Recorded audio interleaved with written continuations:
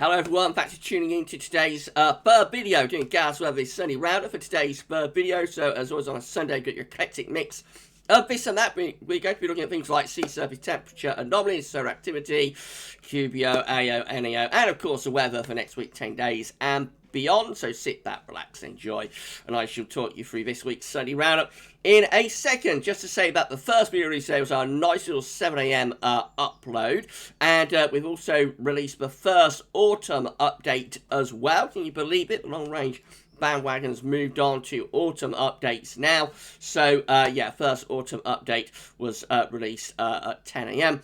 And we're going to be live streaming after 6 o'clock, or at 6 o'clock tonight. So it's Sunday live stream. Got to show you some long range in that. And we're going to be looking at Patal Peng's analogues for the rest of summer, autumn, and indeed winter 2021-2022. We'll look at CFSB2 as well, I'm sure. So I'll see you live at 6, but let's get on now with the Sunday Roundup for this week. So we're going to begin in the Gulf of Mexico. So look at this. We've got a disturbance area just here in the southern portion of the Gulf. How interesting is that? Very early, 13th of June, to be seeing that appearing. Disturbance 1, this is, with a 10% chance of cyclone formation in the next 48 hours, but a 50% chance in the next 5 days.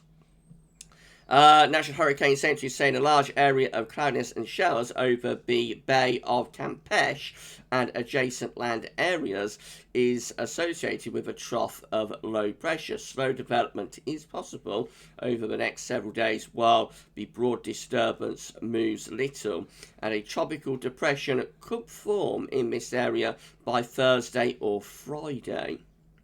Regardless of development, heavy rainfall will be possible over portions of Central America and southern Mexico during the next several days.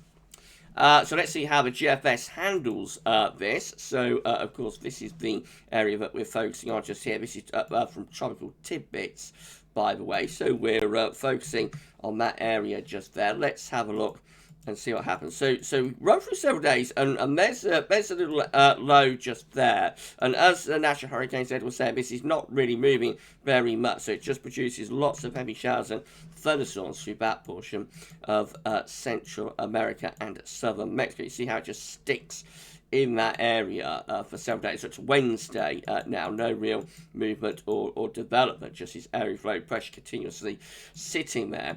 But as we get through towards the end of the week, we do start to see the low pressure moving then. So here we go. The low pressure beginning to push northwards through the Gulf of Mexico. So this is Saturday next weekend, and you see that is clearly now starting to develop and push northwards towards that southern coast of the state. So yes, it's developed quite a bit and does push up to the Gulf Coast. There it is, 994 millibars. That's probably going to be a tropical storm at that point. I don't think that's quite deep enough to reach hurricane state, but of course, a long way off, it might develop a lot more than that, and definitely this pushes up into the southern part of America next weekend. This is very, very, very early to be seeing this. We only started, the official start of this tropical storm hurricane season was only on the 1st of June. So yeah, we'll keep an eye on that. Of course, that could be a big story over the next few days. And of course, initially, it's going to be bringing lots of heavy rain and thunderstorms to central parts of America. Right, solar activity. This is how the solar disk is looking on our side of the disk today from solarham.net. Slightly different view, black and white view from Solarham. So I don't know what's happened to the orange solar disk, I'm sure. But anyway, I couldn't find it today. Anyway, this is how solar activity is looking on our side today from solarham.net. So we've got a sunspot region just appearing there, and we've got another very small one here. Overall, though, solar activity is at very low levels and is expected to remain at very low levels for the next 3 days. This is the GavsWeatherVids Solar Activity Tracker, updated by our good friend James Ackrill, keeper of the Solar Tracker up to the 12th, up to today. So the orange line is depicting each individual day's worth of sunspot activity. You can see that we have been through a little bit more of an active phase over the past month or so. So our last sort of period of true spotlessness was actually at the beginning of May. Since then, we've had consistent sunspots, albeit at a very low level of them. We did have a little bit of a spike just there. Around a week or so ago, although so activity is now dropping again to a very low sort of level. So we're keeping consistent sunspots going.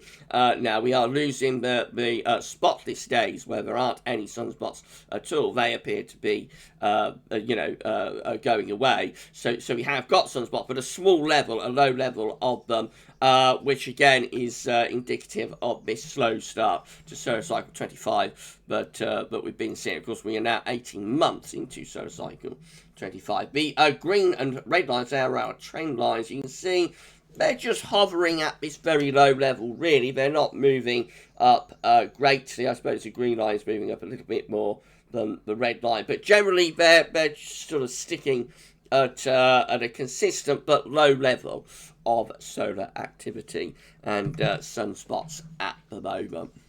Right, let's have a look. Thank you so much to James for the solar track. Let's have a look and see who I am today. So Rich has turned me into, who is that? That's Gav Astley, I think. Never gonna give you up. There we go. I'm Gav Astley today. You're being Gav rolled.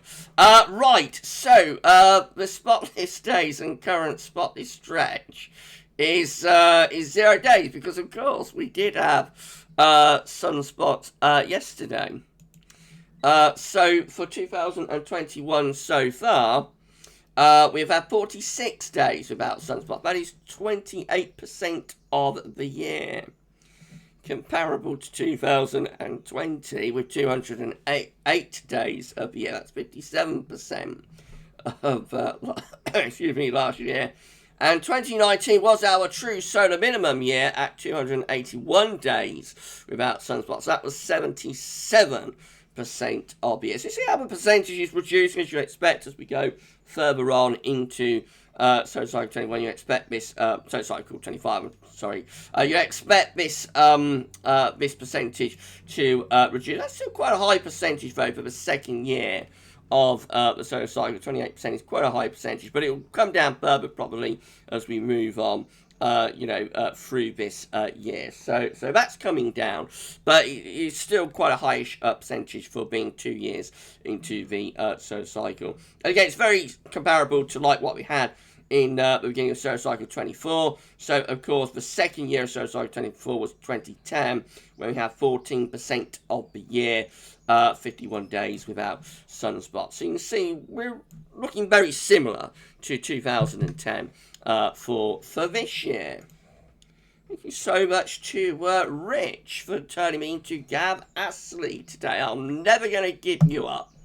Right, this is how the oceans are looking, or were looking. We did last week's Sunday Round-Up. So we've got 3 areas of interest. We've got the ENSO region just here. We've got the Northern Pacific over there, and we've got the North Atlantic over here. That is how the oceans were looking when we did last week's Sunday Roundup. So dealing with the ENSO region first of all, which of course is just there. Let's move over to the very latest, and we can see that there's been very little change in the ENSO region. So we continue to be at ENSO neutral. We've come out of the La Nina that we had through 2020 and 2021.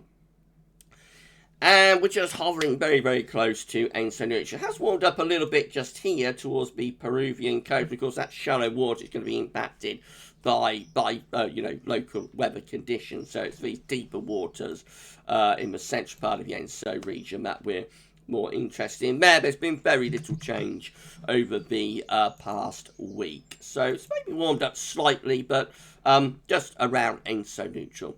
In the Northern Pacific, there's also been very little change as well there. So generally, it's significantly warmer than average with BC surface temperature anomalies in the northeastern part of the Pacific Ocean, a little bit cooler towards the Alaskan and Canadian coast.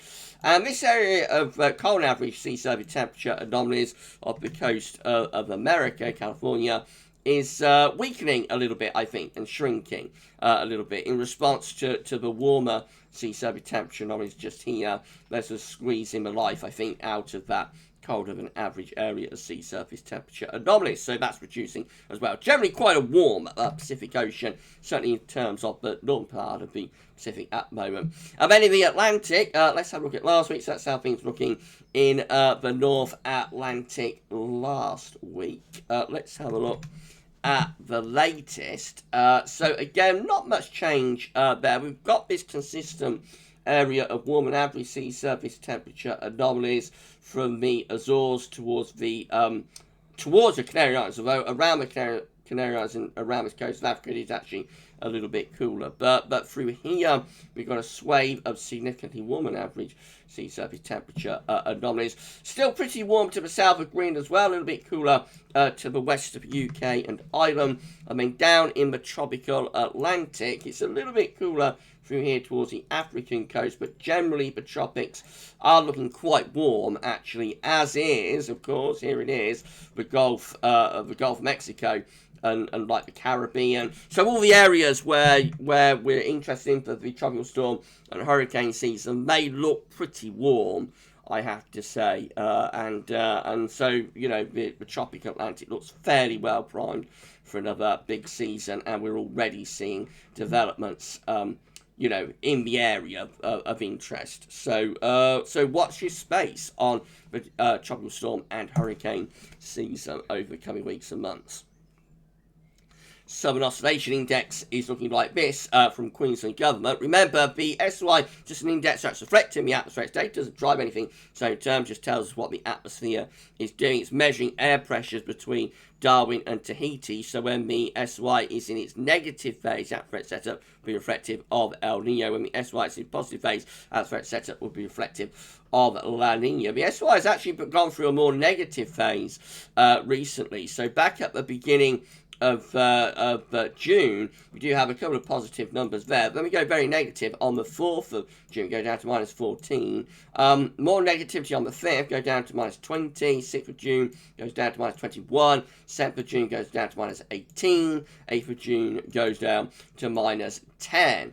So yeah, proper negativity of the SOI earlier on through June. More recent days, not quite as negative. And in fact, the most recent day, 13th of June, so ahead of us, of course, in Australia, comes out at plus 4.22. So going a little bit positive. So these numbers are an atmospheric state, but reflective of El Nino, of course.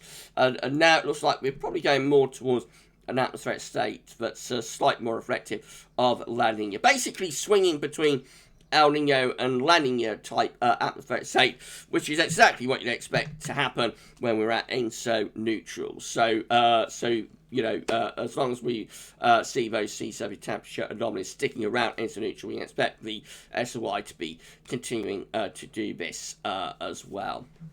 CFS V2, let's just pull this out a little bit. CFS V2 is forecasting that we're going to stay around ENSO neutral through the next for the rest of the summer, but possibly going to a weak La Nina through into the autumn again. So the temperature anomalies here are on the side, the dates in monthly periods are along the bottom.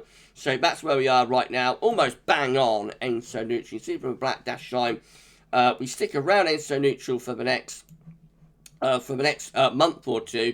0.5 is your important number, half a degree below average. So that's what we've got to get back to a La Nina. And actually, the CFS V2 does get us back into weak La Nina conditions.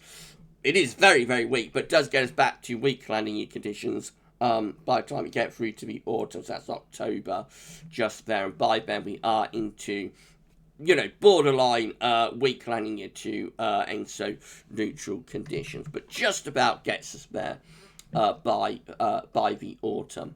So wait and see about that. But for the time being, ENSO neutral is the state that we are in, and that's going to continue probably for the rest of the summer anyway.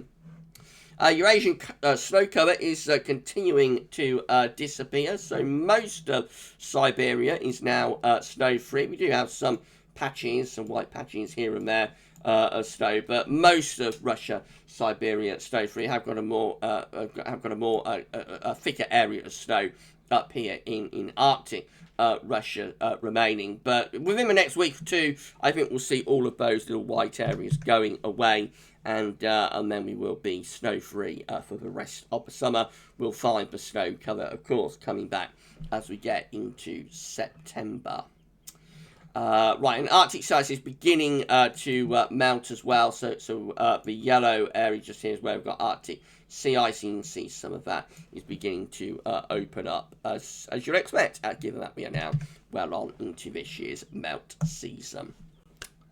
The ECQBO continues to develop, I think. So this is from NASA. This is depicting westerly and ECQBO phases. With this, you have to think that this is like the top of the atmosphere in the stratosphere, around 10 HPA. This is the boundary level of the atmosphere called troposphere, 30 to 50 HPA. So this is the last easterly QBO phase that we have from 2017 to 2018, almost disappearing off the map. This is the westerly QBO phase from 2018 to 2019. This should have been our next ECQBO phase from 2019 through 2020, but it failed. We had a failure of the ECQBO. It did not descend. It got stuck up here.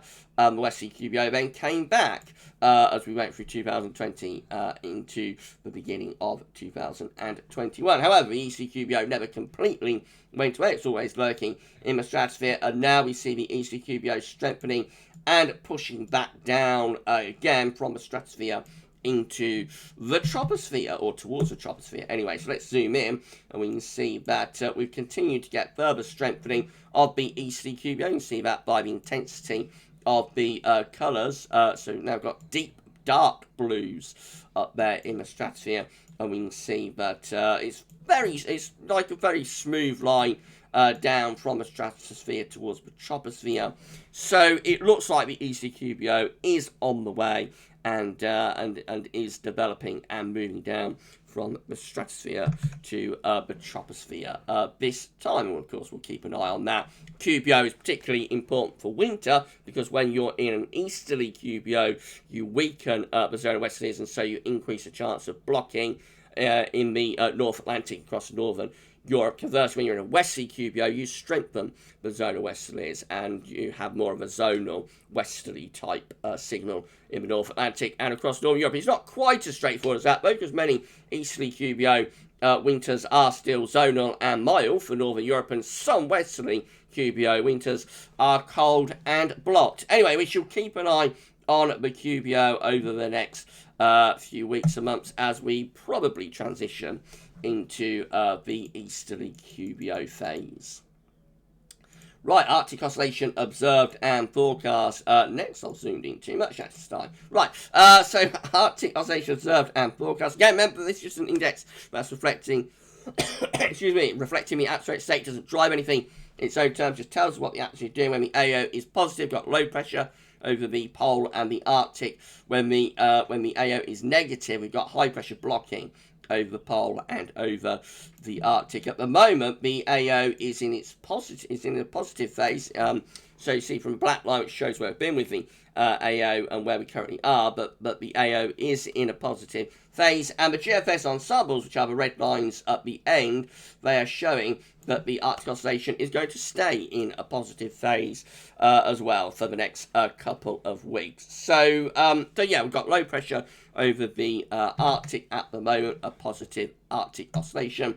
Same time, the NAO is also forecast to go more positive as well. So, well, again, this is an reflecting atmospheric state, measuring air pressures between Iceland and the Azores this time. So, where we currently are with the NAO is neutral to weakly positive. GFS ensembles are forecasting that for the second half of June, the NAO is likely to go more strongly positive. So with both of the indexes, the AO and the NAO, in their positive phases, this is probably going to be a sign for westerlies. Now, that can do two things in the summer. So, westerlies in the summer can give us rather cool and unsettled weather. Remember, the wind from the Atlantic in the summer is actually quite a cool wind direction. In winter, westerlies, of course, are going to be mild. Westerlies in winter will be warmer than easterlies in winter. But in the summer, it's the other way round. Westerlies are actually quite cool in the summer, and easterlies tend to be warm or hot off the continent. So this might be a signal for westerlies and for cool conditions. Of course, it could also be a signal for the Azores High to be ridging in. If you get the Azores High pushing into northern and Western Europe, that can be a signal for like hot summer weather. So the AO and NAO being in their positive phases could mean two things.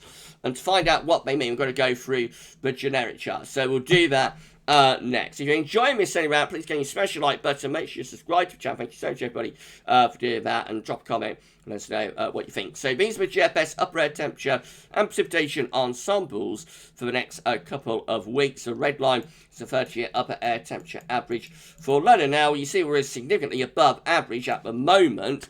It is warm. We are going to get a slight reduction in the temperature around Tuesday, but then the temperatures will start lifting up again as we get into the second half of the week. It is going to become quite hot, actually, but there will be a growing risk of thunderstorms. More about that in a moment.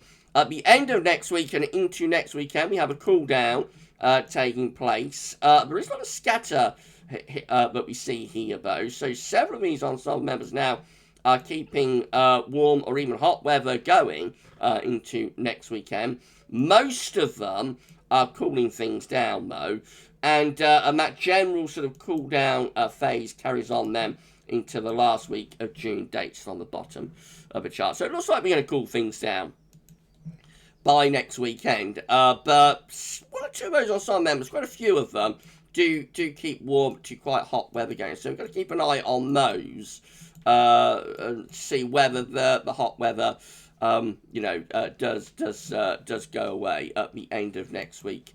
There are some very hot members as well. This one just here is going above 20 degrees at 850 HPA. That's like blowtorch heat. If that came off, that would be really, really hot because it is an outlier.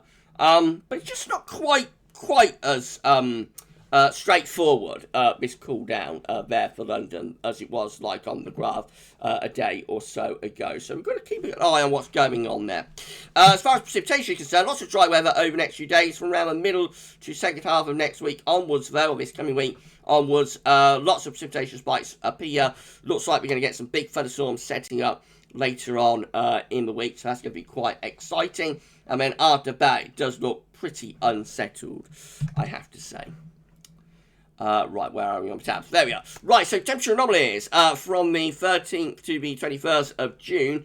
Near normal to actually a little bit below average for northwest parts of the country. Near normal to a little bit above average for southern and southeastern parts of the country. Not a particularly big deviation either way.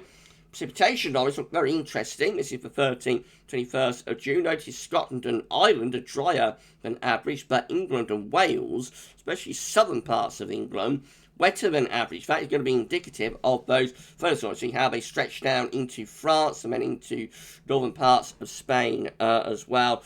Classic sort of Spanish plume thunderstorms type weather. Latest wind from that from earth-nullschool.net shows that we continue to be sitting under high pressure at the moment. Our westerly rain-bearing winds are being kept away from us for the time being in the North Atlantic.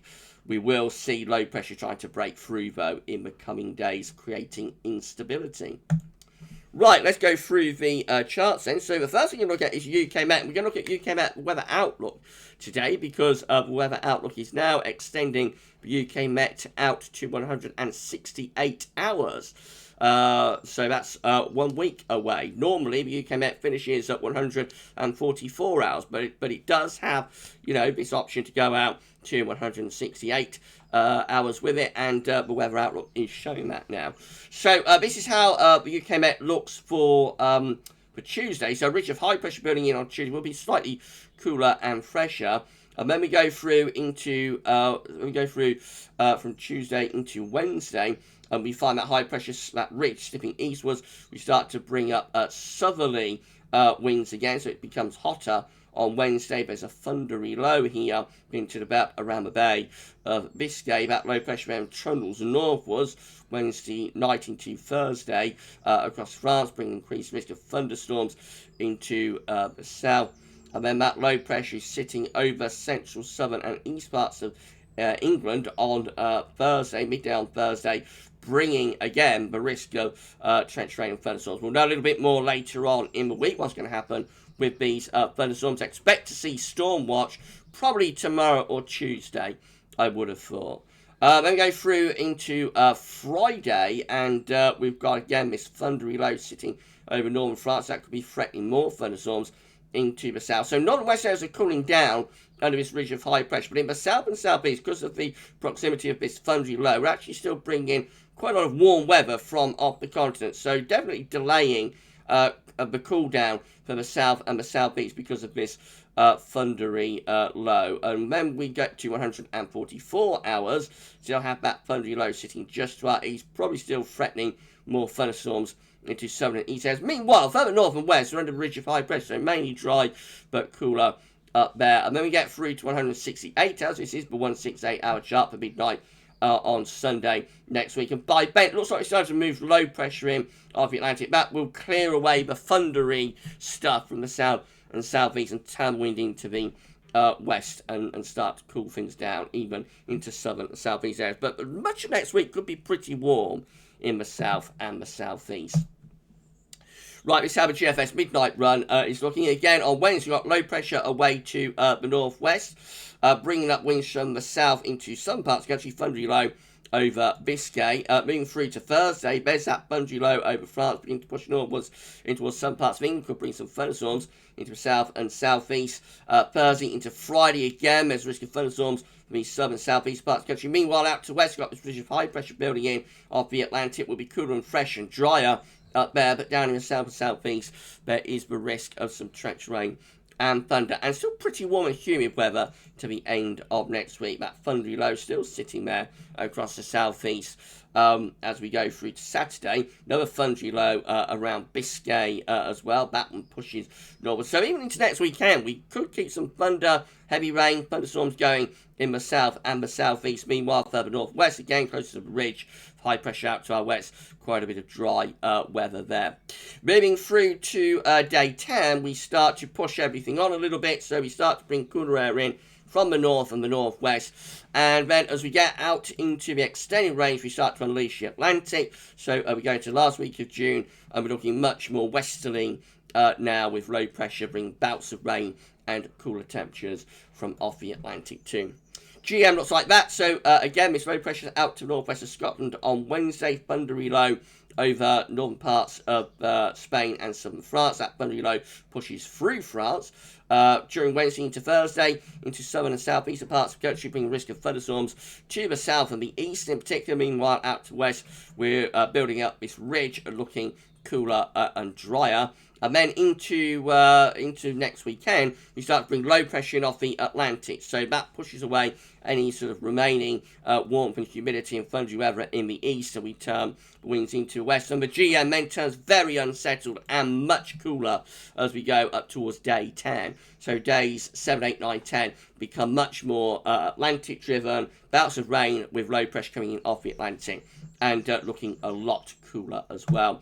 And then the ECM looks like that. So again, we've got this push of heat from the south on Wednesday, but with volatility developing over France. That looks potentially very thundery by midnight on Thursday for England and Wales. Meanwhile, Scotland and Northern Ireland are looking cooler and fresher. And as we go through to Friday, we have this thundery low sitting over and to the east of the country, so further heavy showers and thunderstorms likely. They carry on potentially into the beginning of next weekend, and then it's very similar to the GM. Low pressure starts to move in from the Atlantic next weekend, so the ECM also turning much cooler and much more unsettled as well next weekend as low pressure comes in, bringing bouts of Atlantic-driven rain, not thunderstorms from France, but Atlantic-driven wet weather, and much cooler as well. So big changes there with both the GM and the ECM.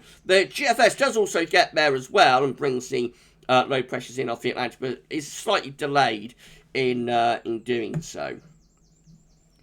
This will be precipitation type forecast based on that ECM run from TibetShow.com. So for the time being, the wet weather is up to the northwest, of course. Many parts of England and Wales will be dry. And that carries on up to the middle of next week with further rain in the northwest, but many parts of the country dry to the middle of next week. But then we start to bring these thunderstorms up from the south. So this is midnight on Thursday, I think, with low pressure threatening from the south to bring thunderstorms into the south and the southeast. So looking pretty quite wet Thursday night and into Wednesday night into Thursday across many parts of central and eastern England. More thunderstorms as well being forecast there from through to the end of next week. So you see from the intensity of the current again, there is a risk of some torrential rain in some places, and that carries on to the end of next week as well. Further storms threatening maybe long spells of thundery rain into more eastern and some parts of the country. Always drier though out to the north and the west and the northwest. Always drier through there. And then we get through to next weekend and we change the air mass. We bring low pressure in off the Atlantic. We clear away all of the humidity and the thunder from the south and the east, and we just start to bring showers and longer spells of rain in from off the Atlantic. There could still be thunder mixed in with that, but it's not sort of thunder storms from France and Biscay that we have at the end of next week. So Atlantic driven by next weekend.